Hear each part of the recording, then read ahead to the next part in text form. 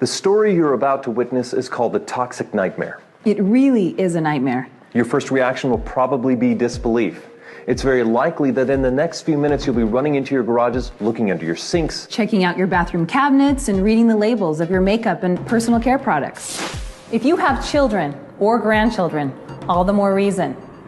So this message is both a warning and an expose. Ask yourself this: why is there such an epidemic of ADHD amongst our children? They can't even concentrate in school anymore. Why are there so many cancers like breast, liver, colon, kidney, and prostate at epidemic levels? Why are birth defects and brain, liver, and kidney disease such national issues? Sinus and asthma problems have also become major health issues. And why are so-called old age illnesses now attacking our children?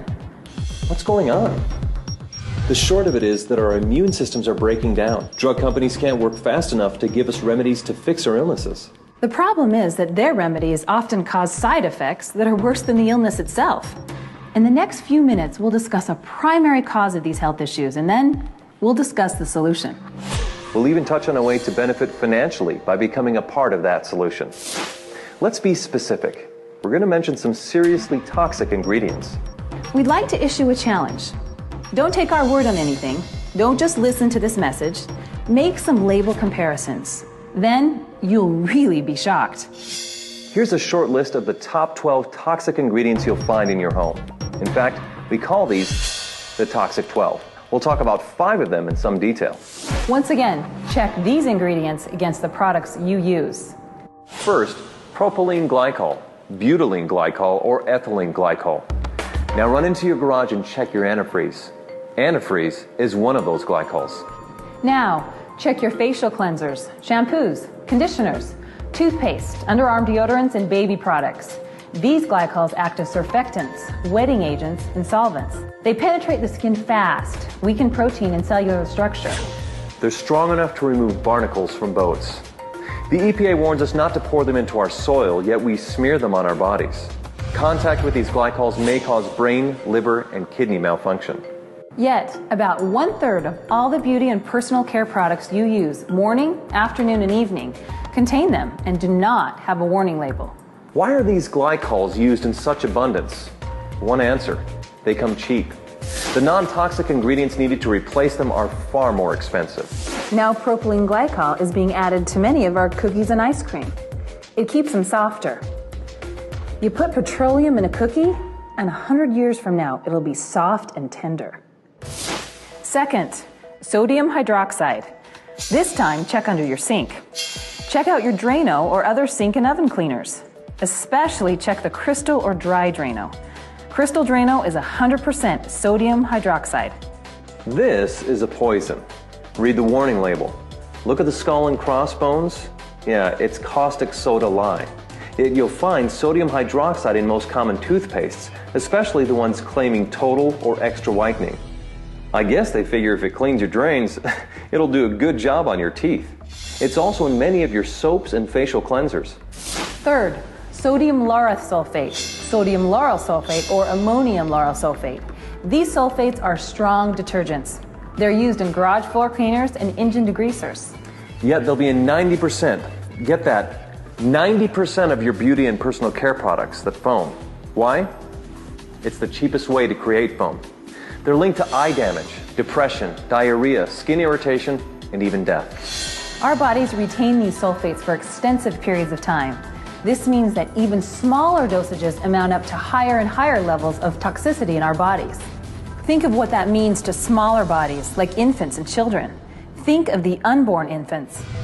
Any wonder why attention deficit and learning disabilities are at epidemic proportions? Fourth, DEA, MEA, or TEA. These are hormone-disrupting chemicals with ties to cancer. They're restricted in Europe, yet used freely in the US. The EPA says that repeated applications result in major increases in liver, breast, and kidney cancer. The risk is significantly increased in children. Fifth, PEG, or polyethylene glycol. This is a carcinogenic petroleum compound that reduces the skin's natural moisture. Prolonged use seriously ages the skin. In addition, it has links to all forms of cancer.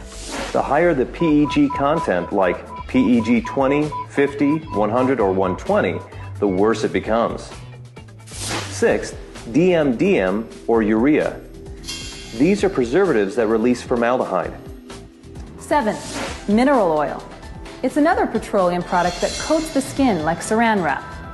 Baby oil is 100% mineral oil. 8. Triclosan. It's a synthetic antibacterial with a chemical structure similar to Agent Orange. The EPA registers it as a pesticide. 9. Parabens, or anything that has paraben as part of its name. They are hormone-disrupting chemicals. 10th, isopropyl alcohol. It ages and dries the skin, promoting wrinkles and brown spots. 11th, FD and C color pigments. These are synthetic colors from coal tar. They score the highest mark on the toxic scale. 12th, fragrances. They may contain up to 4,000 ingredients. Animal urine is most often used to create the desired smell. Well, those are the toxic 12. There's another 100 or so that should receive dishonorable mention. Additional toxicity information can be found at safecosmetics.org. Check it out. By the way, guess which occupational group has the youngest death rate? You probably guessed it. Cosmetologists. That's obviously due to increased exposure to these chemicals. Just an FYI, lawyers have the next youngest death rate. You can figure that one out for yourself. You might be asking why this is allowed to take place. Easy answer. In 1938, the cosmetic industry was granted self-regulation. Nothing has changed. Since that time, we have 25,000 chemicals marketed without government intervention, regardless of what the tests show. This is probably a good place to warn you about companies who claim their products are safe. They'll tell you not to panic, that they use food-grade or cosmetic-grade glycols, sulfates, solvents, or parabens. They'll tell you how mild they are and that the critics are going overboard. It's the same thing some said years ago about smoking. Smoking can't hurt you. Smoking's not a threat to health. Well, that certainly wasn't true. A few years from now, additional information will show that these same toxic products cause a threat, just like cigarettes and smoking. Women use nearly 200 toxic ingredients daily in their routine, and men use nearly 100. These toxins, even in mild forms, mount up, stay in our bodies, store in our cells, and break down our immune system.